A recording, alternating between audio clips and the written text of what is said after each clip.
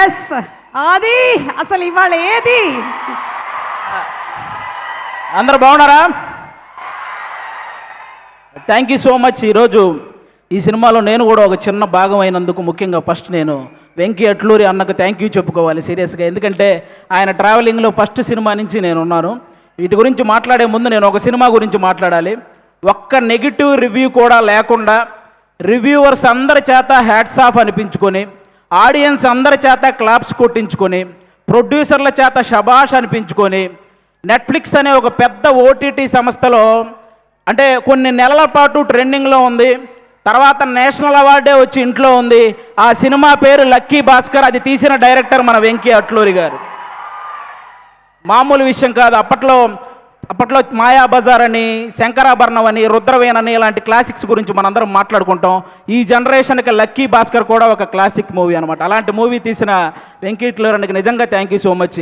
నాకు మా గురువు గారి డైలాగ్ ఒకటి బాగా గుర్తొస్తుంది. త్రివిక్రమ్ గారి డైలాగ్ ఒకటి అరవింద సమేతలో, ప్రతి 30 సంవత్సరాలకి బ్రతుకు తాలూకు ఆలోచన మారుతూ ఉంటుంది.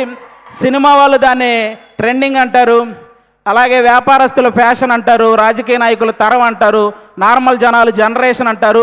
ప్రతి జనరేషన్లో ఒక గొప్ప థాట్ను ముందుకు తీసుకెళ్లే వాళ్ళని టార్చ్ బేరర్ అంటారు. ఈ జనరేషన్లో వెంకీ అట్లూరి అన్న కూడా నిజంగా టార్చ్ బేరర్ లాంటి వాళ్ళు. ఎందుకంటే చాలా గొప్ప థాట్స్. అంటే చదువు చెప్పిన గురువును గౌరవించుకోవాలి, అలాగే ఎంత బాగా చదివితే అంత రెస్పెక్ట్ మనకు వస్తుందనే ఒక గొప్ప థాట్ని ఈ జనరేషన్కి సార్ సినిమా ద్వారా ముందుకు తీసుకెళ్ళాడు.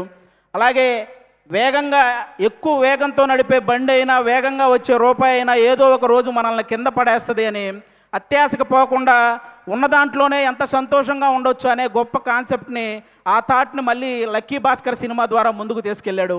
ఈరోజు ఈ విశ్వనాథ్ అండ్ సన్స్లో సూర్య గారితో అంటే ఒక ఫ్యామిలీ సబ్జెక్టు, అంటే మార్నింగ్ షో ఫ్యాన్స్ షోకి కూడా ఫ్యామిలీతో సహా వెళ్ళొచ్చు అనే ఒక మంచి సినిమా ఈ థాట్తో ఈసారి ముందుకు రాబోతున్నాడు.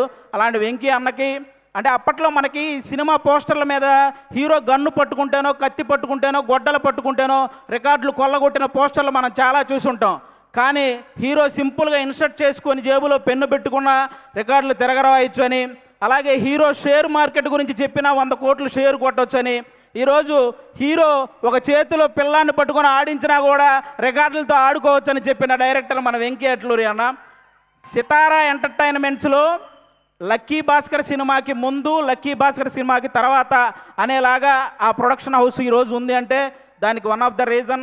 అలాగే తొలి ప్రేమ సినిమా హిట్ అయినప్పుడు దాని తర్వాత మిస్టర్ మజ్ను కానీ, లేకపోతే రంగ్ దే కానీ ఇలాంటి సినిమాలు వస్తున్నప్పుడు వెంకీ అట్లూరి అనే డైరెక్టర్కి ప్రేమ, పెళ్ళి సబ్జెక్టులు తప్ప ఏమీ తెలియదు అని అన్న వాళ్ళకి అప్పుడు తీసాడు అసలైన ఆయుధాలు బయటికి. ఇక అప్పటి నుంచి అంటే ఒక స్థాయిలో ఆయన కొంచెం డిసప్పాయింట్మెంట్గా ఉన్నప్పుడు మన నాగవంశీ అన్న ఆయనతో నిలబడ్డాడు. ఈరోజు ప్రతి సినిమా విషయంలో నాగవంశీ అన్నని ఇంకో స్థాయిలో నిలబెడుతున్నాడు. అలాంటి సినిమాలు తీస్తున్నాడు. నాకు ఇంటి దగ్గర 2 అన్నయ్యలు ఉన్నారు, కానీ టీవీ పరంగా అభి అనే ఒక అన్నని, సినిమా పరంగా వెంకీ అట్లూరి అని అన్నని ఇచ్చినందుకు దేవుడికి థ్యాంక్స్ చెప్పుకుంటాను. నిజంగా థ్యాంక్ యూ సో మచ్ అన్న, థ్యాంక్ యూ. ఇంకా ఈ సినిమాలో పెద్ద ఆర్టిస్టులు చాలామంది చేశారు. లెజెండరీ యాక్ట్రెస్ రాధిక గారు ఉన్నారు ఈ సినిమాలో. నాకు ఇప్పటికీ నవ్వింది మల్లె చెండు సాంగ్లో ఆవిడ స్మైల్ కానీ, ఆ డ్యాన్స్ కానీ ఎప్పటికీ మర్చిపోలేని, ఇప్పటికీ అదే హైపర్ యాక్టివ్తో ఉంటారు ఆవిడ. కాబట్టి ఆవిడకి థ్యాంక్ యూ సో మచ్ అండి. అలాగే ఒకప్పుడు 2 వ్యక్తులు ఇళ్ళ దగ్గర కార్లు అదే పనిగా ఆగుండేవి. అది ఒకటి రామారావు గారి ఇంటి దగ్గర, అలాగే ఒక జనరేషన్లో కోదండరామిరెడ్డి గారి ఇంటి దగ్గర కార్లు అలాగే ఆగేవి. ఎందుకంటే ఆయనేమో చూడడం కోసం, ఈయన డేట్ల కోసం. అంత సక్సెస్ఫుల్ డైరెక్టర్ కోదండరామిరెడ్డి గారి పెద్ద అబ్బాయి కూడా ఇక్కడ ఉన్నారు, సునీల్ గారు. ఈ సినిమాలో వన్ ఆఫ్ ద రోల్ చేశారు. ఆయన కూడా చాలా సపోర్ట్ చేశారు ఈ సినిమాలో. ఆయనతో పాటు నేను యాక్ట్ చేస్తున్నప్పుడు ఆయనకు కూడా థ్యాంక్ యూ సో మచ్. ఇక మమితా బిజ్జు గారి గురించి చెప్పక్కర్లేదు. తమిళనాడు సీఎం గారితో యాక్ట్ చేశారు, ఆవిడతో కలిసి నేను యాక్ట్ చేశాను. ఇంకా అంతకుమించి ఇంకా మనందరం ఈరోజు ఇంతమంది ఇక్కడికి వచ్చారంటే దానికి మెయిన్ రీజన్ సూర్య గారు. సార్ గజనీ సినిమాలో మీరు మర్చిపోతారు, కానీ ఆ సినిమా చూసినప్పటి నుంచి మిమ్మల్ని మేము మర్చిపోలేదు సార్. అంటే తెలుగు సినిమా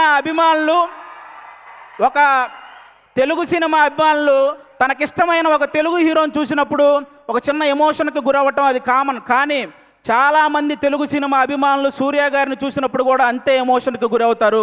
ఎందుకంటే తెలుగు సినిమా మీద ఆయన వేసిన ఇంపాక్ట్ అలాంటిదన్నమాట. సార్, నా ఆల్ టైమ్ ఫేవరెట్ మూవీ మీది జై భీమ్ సార్. జై భీమ్ సినిమాలో మీరు పేపర్ చదువుతూ కాలు మీద కాలేసుకొని కూర్చొని పేపర్ చదువుతుంటే పక్కన ఒక చిన్న పాప కూడా ఆ పేపర్ తీసుకుంటే మీరు జస్ట్ అలా హెడ్ నాడ్ చేసి ఆ పాపను కూడా కాలు మీద కాలేసుకొని కూర్చోమంటారు.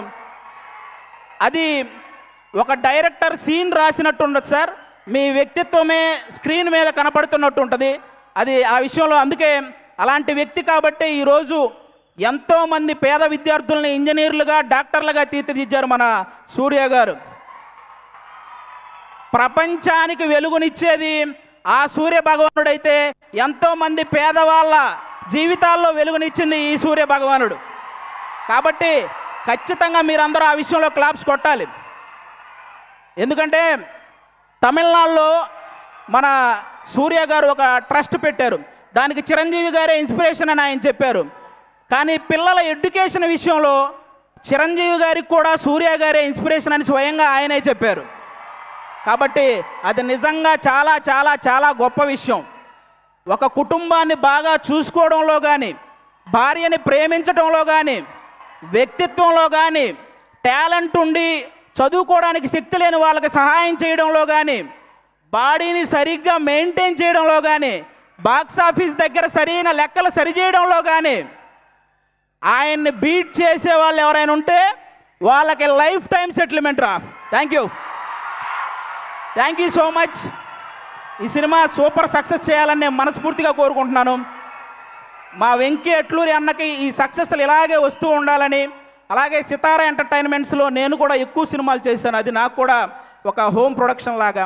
ఆ ప్రొడక్షన్లో కూడా సక్సెస్లు ఇలాగే మొన్న లెనిన్తో ఎలాగైతే సక్సెస్ వచ్చిందో ఈ సినిమా కూడా అంతే బ్లాక్ బాస్టర్ అవ్వాలని మనస్ఫూర్తిగా కోరుకుంటున్నాను. 6 గంటలు స్టేజ్ వేయటం ఎంత కష్టమో ఆ స్టేజ్ మీద 3 గంటలు ఎంటర్టైన్ చేయడం కూడా చాలా కష్టం. సుమగారికి కూడా thank you so much. And me